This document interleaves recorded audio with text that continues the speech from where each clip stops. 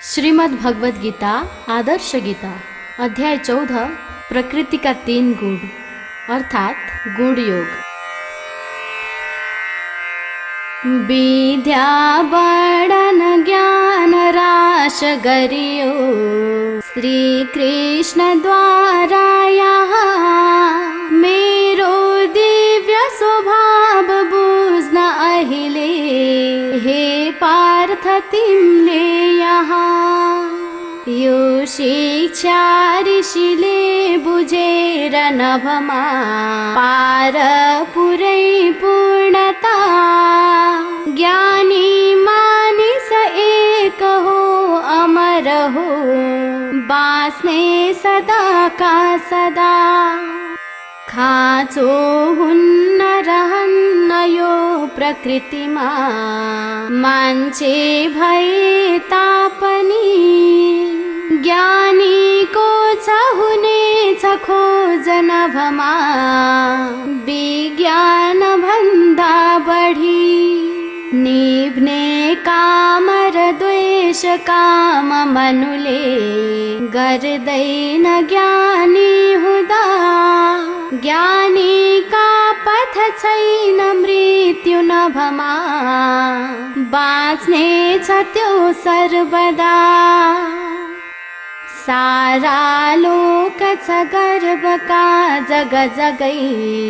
मेरो उही बासले जीवात्मा तन जन्म दिन्छ सजिलै मान्छे भई गर्वले यस्तो ब्रह्म छ गर्वमाझ भगवान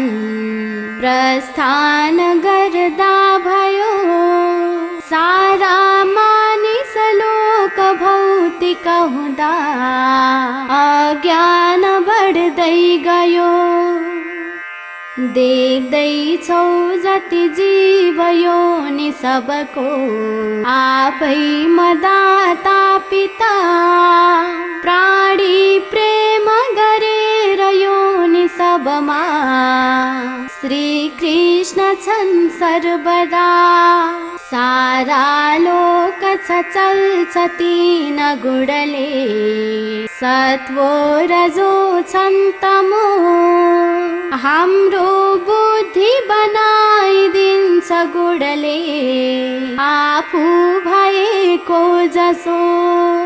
हाम्रो बुद्धि बनाइदिन्छ गुणले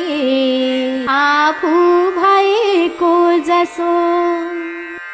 हे निष्पाप तिमी सतो गुडगुडी भर्दै सतोमा बस ज्ञानै बद्ध सतो भएर गुडले भर्ने छ ज्ञानै रस छुटकारा भय पाप कर्म मनको पार्ने उदाङ्गो पनि त्यस्तै भाव सतो प्रकाशमयले छर्ने उजालो पनि ज्ञानै ज्ञान बनाउने जमिनमा बोलेर साँचो रह्यो धारा भाव सतो विशाल बनिग्यो अज्ञान हट्ने भयो आकांक्षा भरिए तथापि मनमा तृष्णा दिने चन्द्र जो लोभी लालचले असीमित भए मान्छे भए चन्तमो अज्ञानी गुडमा तमो गुडगुडी आलस्य निन्द्रा पनि निन्द्रा भोक विशेष बढ्छ मनुमा उत्पन्न इच्छा गरी खाटी पागल हो तमो गुडगुडी पैसा कमाए पनि त्यस्तो पुत्र नहोस् न एक कसको जन्मे भने दुःख यी सत्वो का गुण मास काम गरिदा अज्ञान ढल दो सधई सत्वो भर छ विशाल ज्ञान मनुमा सन्तुष्ट राख्नै सबै यस्तै गर्छ विशेष लाभ सुखको मान्छे खुसीका खुसी केही कर्म विशेष गर्छ गरिए मान्छे बन्यो राजसी ढाक्दै ज्ञान विवेक बुद्धि गुणती चल्छन् तमोका बनी मान्छे निर्गुण झै तमो गुण गुडी कल्याण गर्नन् कही मान्छेमा प्रक्रिया चलेर गुणको सत्वो तमो के रजो आफैमा जब द्वार खुल्छ सुखको बन्ने गुडी हो सतो आफैमा जब द्वार खुल्छ सुखको बन्ने गुडी हो सतो एकाएक प्रधानता गुण सगै बर जसो आफ्नो दिने सारा लोक विशेष तीन गुणले प्राणी चलेका हुने बाजी होड चलेर तीन गुणको संसार राजी सब आफै फेर्दछ चाल यो समयले मान्छेहरूको गुणा नौवटा नवद्वार नेत्र मनुका हेर्छन् मिलेका दुई त्यस्तै नाक छ गन्ध लोक लहको जानेर सुग्ने पनि नौवटा सब द्वारमा सुखहरू राम्रा गुडी हुन् सतो आफ्नो कर्म सकार गर्नु नगरी लोकै बिगार्छन् तमो आकांक्षा जब तीव्र लक्षणहरू देखा परेका परे आफूले तब कर्म गर्दछ भने सन्तुष्ट बन्दैन हे इच्छा उन्नत चाह बढ्दछ अझै सत्काम सोचै धनी त्यस्तोमा गुणले रजो गुण भए मान्छे बने राजसी मान्छे निष्क्रिय बन्छ हेर यसरी उन्मत्तता एकयो त्यस्तै मोह बढेर भो प्रकटके आलस्य बढ्दै गयो कालो रात समान हुन्छ गुणले अज्ञान क्रोधी तमो जाने जीवन अन्धकार पथमा मान्छे तदम्भी हुँदो सत्वो पाउँछ ब्रह्मलोक लहरी निर्वाण पश्चातता दैवी लाभ गरेर उच्च सुखले बस्ने भयो लोकमा कर्मीका बीचमा छ पाउँछ रजो निर्वाणले जीवन चौपाया पशु झै छ बन्दछ तमो निर्वाणले ऐठन चौपाया पशु झै छ बन्दछ तमो निर्वाणले ऐठन मूर्खा मूर्ख विशेष मूर्ख फल हो मूर्खै तमो का गुडी सारा दुख थ पापेर जान्छ फलमा दुखी रजो कागुडी ज्ञानी हिड्छ विशेष कर्म पथमा मान्छे सतो बन्छ त्यो सत्वको फल शुद्ध हो चहकिलो सारा उज्यालो छर्यो बढ्दै गर्छ विकास ज्ञान गुणको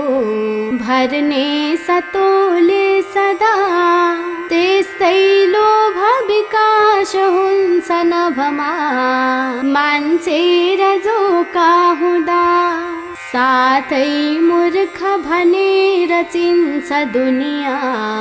सारा तमोका मनु हो मानिस मोह पागल तमो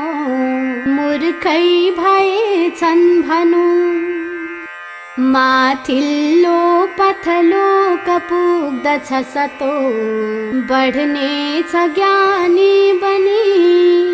अर्को बस्दछ लोक लोक पृथ्वी मान्छे रजोका गुडी आफै पुग्दछ नारकीय पथमा मान्छे तमोका तमी यस्तै वर्णन हो विशेष गुणको भन्ने छ विद्वान पनि बुझ्ने छन् गुण तीन छन् प्रकृतिका सम्पूर्ण कर्ता परा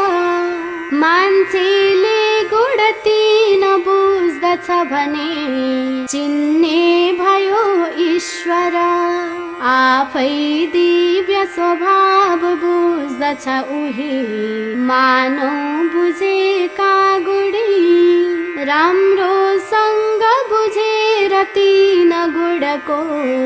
कर्ता तिमी नै बना सारा लोक चलेछ तीन गुणले बुझ्दै गरेको छ र मान्छेमा गुण तीन लोक लहमा राम्रो नराम्रो परा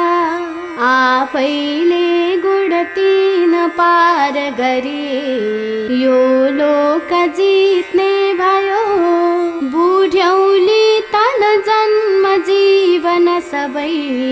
निर्वाण प्राप्तै गर्यो बुढ्यौली तन जन्म जीवन सबै निर्वाण प्राप्तै गर्यो चिन्ने हो कसरी विशेष कुनके त्यो व्यक्ति कस्तो छ र देख्दैमा व्यवहार बुझ्नु कसरी जो रहेछन् परा मेरो प्रश्न जवाफ खोज्छु भगवान कस्तो बिनाको गुणा त्यो मान्छे गुण पार गर्छ कसरी कस्तो हुँदा निर्गुणा जो निश्चल छन् निमग्न घरमा आक्रोश त्याग्दै गर त्यस्तै मोह प्रकाश द्वेष तनले हेला नगर्ने भए राख्दैनन् गुण द्वेष भाव मनमा आसक्तिका सिर्जना इच्छा भाव समान दृष्टि नभमा राख्ने भए अर्जुना निन्द्रा मान समान बुझ्छ अपमान निन्दा प्रशंसा पनि आफै दुःख विशेष कारण हुने निर्माण गर्दै रही मान्छेको व्यवहार एक सगले सम्मान एकै गर बैरी मित्र समान छन् प्रकृतिमा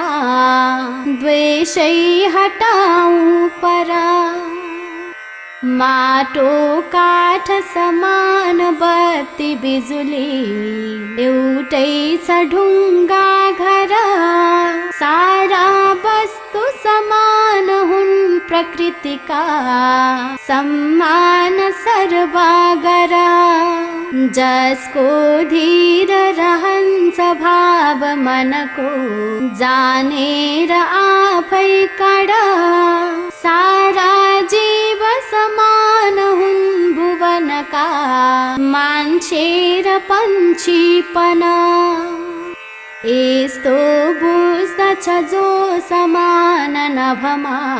त्यो व्यक्ति आफै बुझी